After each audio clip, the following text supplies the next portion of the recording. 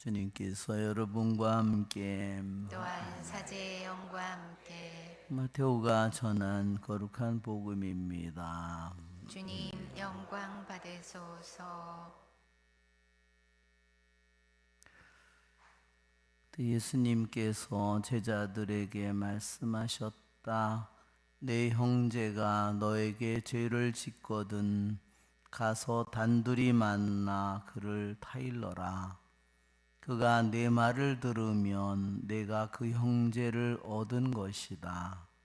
그러나 그가 내 말을 듣지 않거든 한 사람이나 두 사람을 더 데리고 가거라. 모든 일을 둘이나 세 증인의 말로 확정 지어야 하기 때문이다. 그가 그들의 말을 들으려고 하지 않거든 교회에 알려라. 교회의 말도 들으려고 하지 않거든 그를 다른 민족 사람이나 세리처럼 여겨라. 내가 진실로 너희에게 말한다. 너희가 무엇이든지 땅에서 매면 하늘에서도 매일 것이고 너희가 무엇이든지 땅에서 풀면 하늘에서도 풀릴 것이다. 내가 또 진실로 너희에게 말한다. 너희 가운데 두 사람이 이 땅에서 마음을 모아 무엇이든 청하면 하늘에 계신 내 아버지께서 이루어 주실 것이다. 두 사람이나 세 사람이라도 내 이름으로 모인 곳에는 나도 함께 있기 때문이다. 주님의 말씀입니다. 그리스도님 찬미합니다. 앉으십시오. 참 예수님 오늘의 복음의 말씀은 교회 공동체가 무엇인지를 우리에게 살아있는 교회 공동체 그 공동체의 힘과 그리고 역할을 우리에게 이 복음이 잘 우리에게 보여줍니다. 오늘 특별히 제가 오늘 나누고 싶은 말씀은 오늘 에제키엘 예언서의 말씀입니다.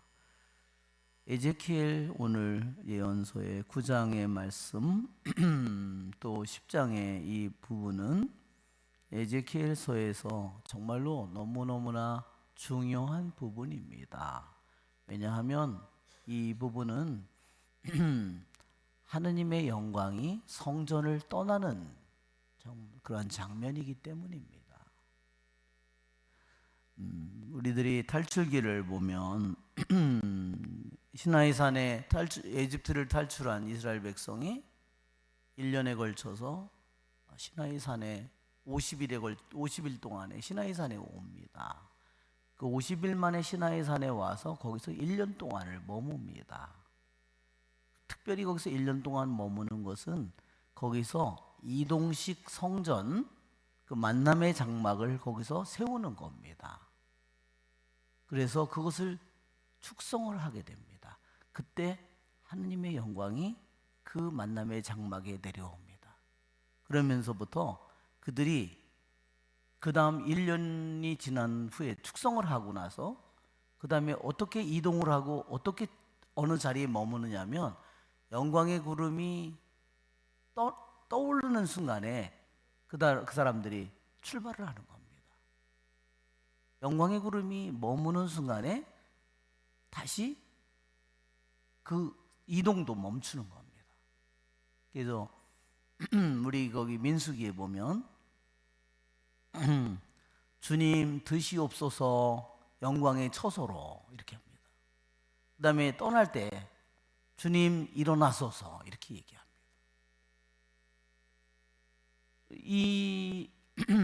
이처럼 성소에는 하느님의 영광이 머무는 자리이면 하느님의 영광이라는 것은 곧 하느님의 현존입니다.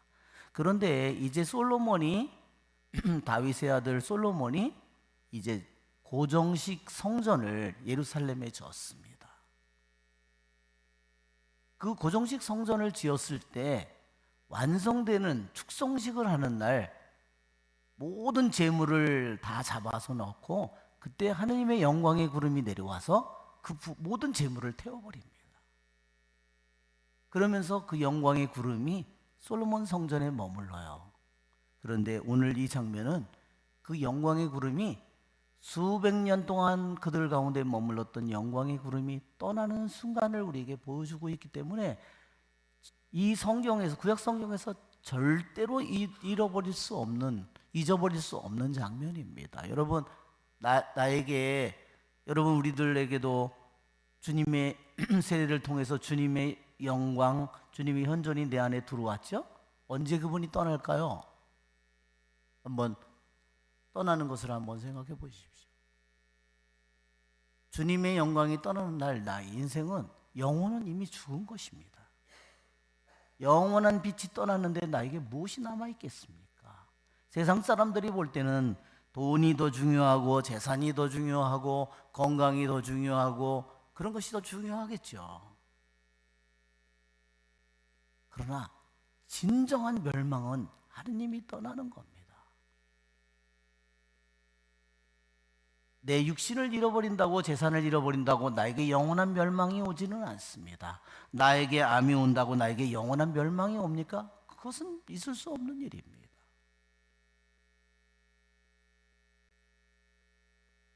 오늘 이 장면을 보면 하느님의 영광이 그때까지 자리 잡고 있던 거룩들 위에서 떠올랐다고, 주님의 집 문지방으로 옮겨갔다고 했습니다.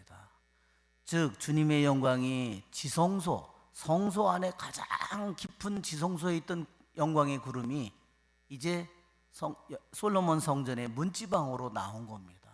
거기서 다시 동쪽 대문으로 옮겨갑니다. 동쪽 대문으로 옮겨간 다음에 그 다음에 하늘로 곧장 떠올라서 가버립니다. 그래서 유대인들은 하느님의 영광이 지금도 구원이 예루살렘의 성문 동쪽으로 들어오는 날을 기다리고 있는 겁니다.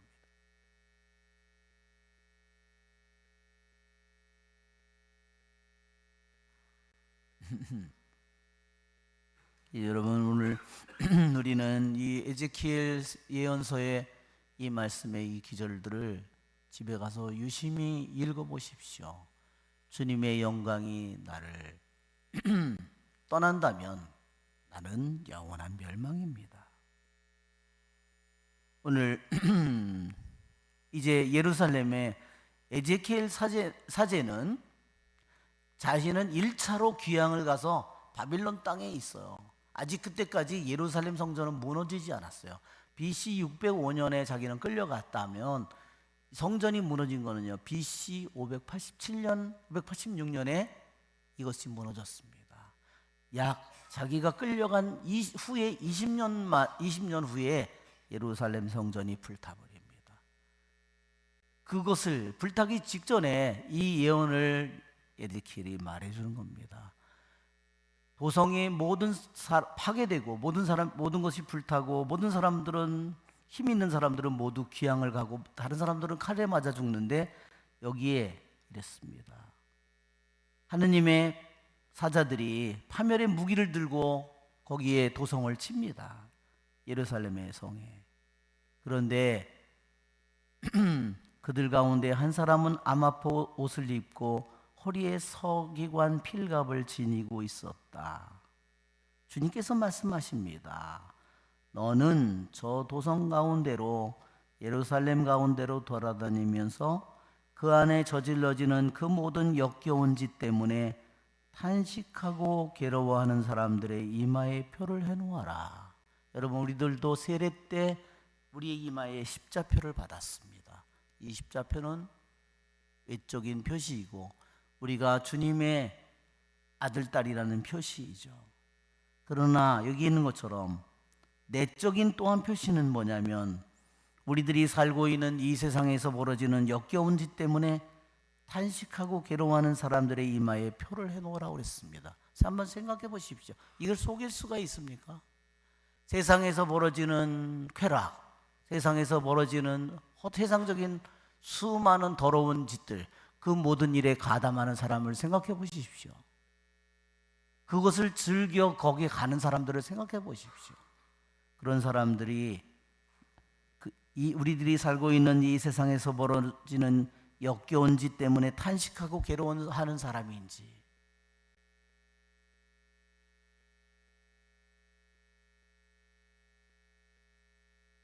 하느님은 정확하게 우리의 마음속을 알고 계십니다.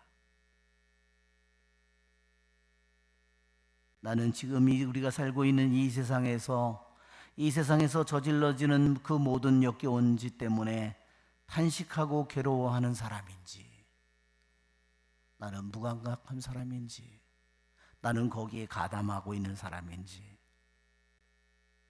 우리는 내 자신이 구원받을 사람인지 아닌지 우리는 이 에제키엘서의 말씀을 통해서 깊이 생각해 봐야 됩니다. 우리의 좋으신 주님을 찬미합시다.